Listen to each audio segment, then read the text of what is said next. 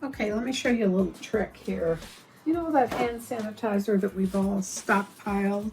Well, did you know it will take acrylic paint off of your hands when you get through painting? Put it on your hands. All this acrylic paint you get everywhere.